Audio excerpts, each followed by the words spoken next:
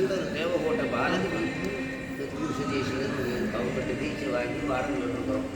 அதனால் இந்த சைவ நெறியிலே சைவ சமயத்திலே ஒவ்வொன்றையும் அனுஷ்டிக்கிற முறைகள் செய்கின்ற முறைகள் இவைகளெல்லாம் நிறைய பாடம் சொல்லிருக்கிறோம்.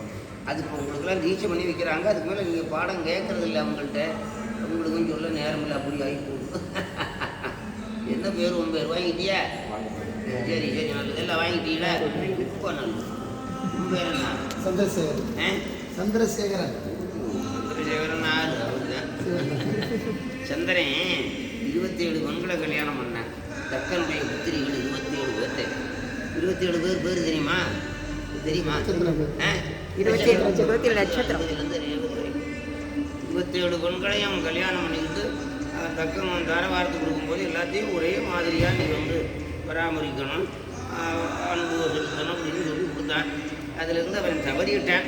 அதனால சாபத்தை போட்டேன். உன்னுடைய கலையெல்லாம் தேங்கி போகணும்னு சாபத்தை போட்டேன். அதன் பிறகு இப்போ பிரம்மாக்கிட்ட போனால் என்னால் ஆகாட்டாரு, விஷ்ணுக்கிட்ட போனால் என்னால் ஆகாட்டாரு. அப்புறம் கடைசியாக ஜோர்மாட்ட போகும்போது ஒரே ஒரு கலை இருந்துச்சு. 16 கலையில் ஒரு கலை சந்திரனுடைய கலை. அந்த ஒரு கலை எடுத்து தலையில் வச்சுக்கிட்ட ஒரு பாடு நம்மிடத்தில் வந்தபடியினால 15 நாள் வளர்வாயா, தக்கன் ஜாபத்தினால 15 நாள் தேய்வாயா அப்படின்னு அவனுக்கு அருள் பண்ணி சந்திரனை பிறையை சூடியபடியினால் ஒரு கலையை பிறை சூடி சந்திரசேகரன் வடமுடி பிறை சூடி வித்தா அப்படின்னு பேர் வாங்கிட்டார். அவருக்கு பேர் வைக்க ஆளே கிடையாது. சிவபெருமானுக்கு பேர் வைக்க ஆளு கிடையாது. நம்ம தான் வைக்கிறது.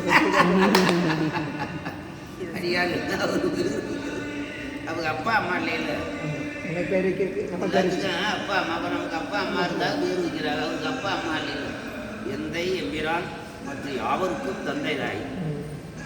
தம்பிரான் தனக்கு அகுதிரான் தாயிலே தந்தையிலே தாழ்தனியன் காண.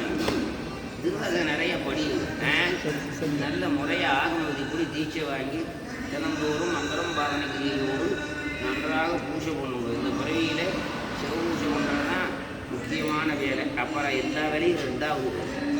முதல் வேலை எதுன்னா சிவபூசை செய்யணும் மற்றொன்றும் செய்ய. சிவபூசை செய்தவன் செய் என்பது சைவ சமய நெறின்னு மறைஞான சம்பந்தர் பாடியது. சிவபூசை சிவபூசை செய்யும் மற்றொன்றும் செய்ய. சிவபூசை செய்தவன் செய். சிறப்பிலை பூசை செய்திடாரில்லை. பூசை செய்யலைன்னா சிறப்பில் இந்த பிறப்பு வீணை பற்றதும் வீணை. இறப்பதும் இருப்பதும் 2 ஒன்றே. பிறப்பது பின்னவர் புத்தசாதியே என்பது தெல்ல புராணம்.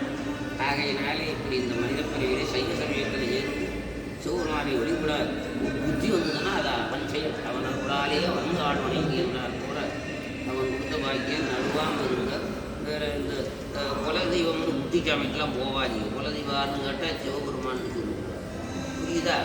எல்லாம் தீட்சையை இப்போ வாங்கியிருக்கிறீங்க. முறையான பூசையெல்லாம் கற்றுக்கொள்ளுங்க. ஜோடசோபசாரத்தோடு பாவாகணம் பாத்தியாதி ஆசமர முக்கியத்தோடு முறையாக பூசை செய்ய நல்லா கற்றுக்கொள்ளுங்கள். செய்வன திருந்த செய்.